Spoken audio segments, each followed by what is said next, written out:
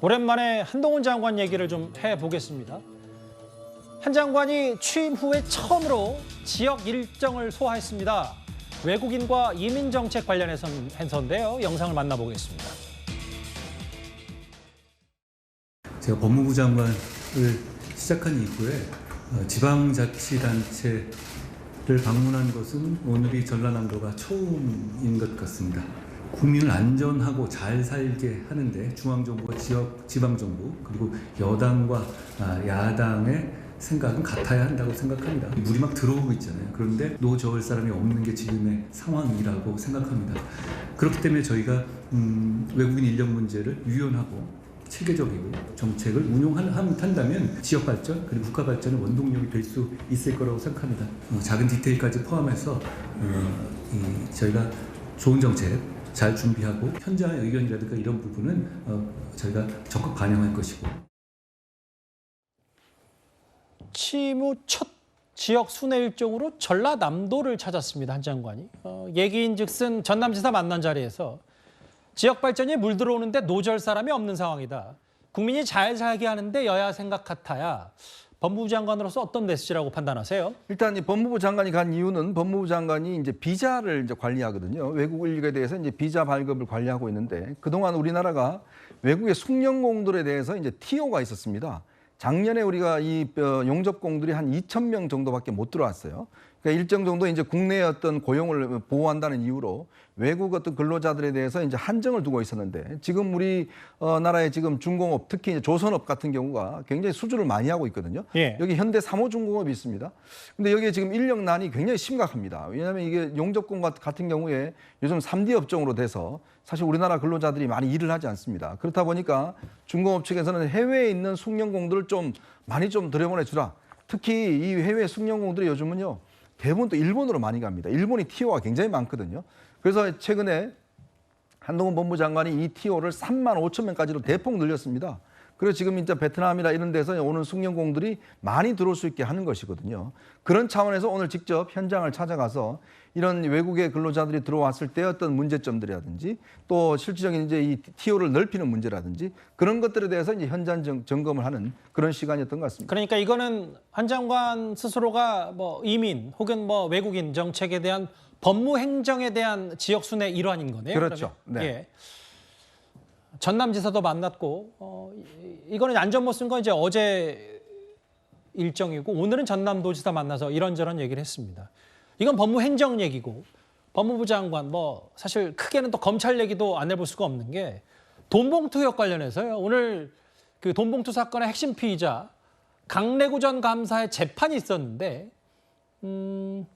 윤관석 의원에게 3천만 원을 건넸다. 이걸 좀 인정한 모양이에요. 네, 맞습니다. 지금 강래구 씨가 윤관석 의원에게 전달했다고 보는 공소사실의 금액은 6천만 원이거든요. 근데 지금 다 부인하든지 뭐 다 인정하든지 이게 아니라 좀 애매하긴 하지만 3천만 원 범위에서 인정을 했어요. 이게 지금 첫 기일에 어떤 식으로 진행됐냐면은 변호인이 증거 기록을 싹 복사를 합니다. 그래서 어느 부분에 대해선 정말 빼도 박도 못하는구나, 증거가 너무 확실하다. 그럼 이 부분에 대해선 선처 쪽으로 가자. 그리고 나머지에 대한 다툼의 여지가 있겠다. 이 부분에 대해서는 증거가 조금 부족한 부분이 있다. 이렇게 전략을 세우거든요. 근데 예. 아마 녹취록이나 관련자의 진술에 의해 가지고 3천만 원 부분은 너무 명확하다. 언급도 있고 이 부분에 대해서는 부인했다가는 의미도 없이 양형만 올린다. 이렇게 생각을 했을 가능성이 높고 나머지 3천만 원에 대해서는 아마 3천 이렇게 갔든지 하여튼 행위가 좀 구분이 되는 것 같아요. 그래서 언급이 좀 부족하다거나 녹취에 그 명시적인 언급이 없다거나 이래 가지고 나머지 3천에 대해서는 다투자. 이제 이런 식으로 아마 전략을 세운 것으로 보이는데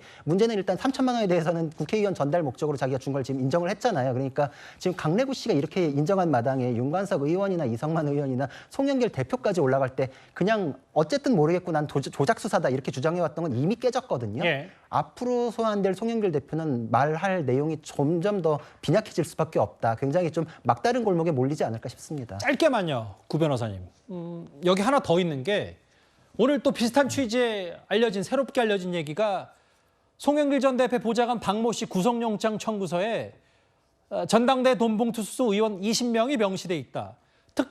이름이 특정되지 않았습니다. 의미는 있는 겁니까? 의미가 있죠. 굉장히 의미가 있죠. 이게 왜냐면은 윤관석 의원에게 전달이 됐다라고 했을 때 국회의원 제공 명목으로 주었다라고 강내구 씨가 얘기를 하고 있거든요. 예. 그럼 윤관석 씨는 그거에 대해서 얘기를 해야 돼요. 내가 전달을 했다. 혹은 내가 전달할 용도로 받았지만 전달하지 않았다. 두 가지 중에 하나인데 만약에 전달하겠다면서 받았는데 전달하지 않았다라고 내가 안고 가겠다 그럼 거기서 끝나지 않아요. 왜냐면은 그렇게 했을 경우에 그게 사기가 되거든요. 그러니까 죄를 면하는 게 아니라 죄만 바뀌었다 뿐이지 법적 책임을 지는데 국회의원이 전달 목적으로 돈을 받았는데 사기쳤다라는 게 더 말이 안 되잖아요. 예. 그러니까 죄를 면하는 방법도 안 짜여지고 말도 이상해지니까 자기가 전달에 대해서 누군지는 실명을 거론하지 못하더라도 전달했다는 얘기는 흘러갈 수밖에 없는 내용이기 때문에 20명까지는 특정되고 이제 이게 이름이 나오는지 안 나오는지는 그 이후 문제인데 전달까지는 아마 이제 쭉 이제 프레임 흘러가지 않나 이렇게 싶습니다. 그 이재명 대표가 지금 자막에 보시는 것처럼 20명 특정됐다. 이거에 반발을 했어요. 어떤 이유에서입니까? 그러니까 아마 이제 그 특정된 명단에 대해서 명확하지 않다고 생각하는 것 같아요. 예. 그러니까 왜냐하면 지금 검찰에서 주장하는 건 이제 재판 과정에서 어떻게 결과가 나올지는 지켜봐야 되는 거 아니겠습니까? 물론 경찰이 뭐 본인들이 생각할 때 죄가 있다고 생각해서 20명을 명시를 했는데 그 부분에 대해서 예를 들면 뭐 언론에 보도되는 내용이나 이런 부분들이 사실은 민주당에 부정적인 영향을 미칠 수 있는 거니까 그 부분에 대해 아마 얘기를 한 것 같고요. 어쨌든 뭐 20명을 수수했다고 영장에 적시를 했으니까 그 사람들이 조사를 해봐야 되겠죠. 해서 법원에서 과연 그게 죄가 되는지 안 되는지를 따져보고 나중에 어떤 결과가 나온지를 지켜봐야 된다고 생각합니다. 예. 한동훈 장관의 취임 후 첫 지역 순회 일정과 돈봉투역 관련 사건 속보까지 하나하나 만나봤습니다.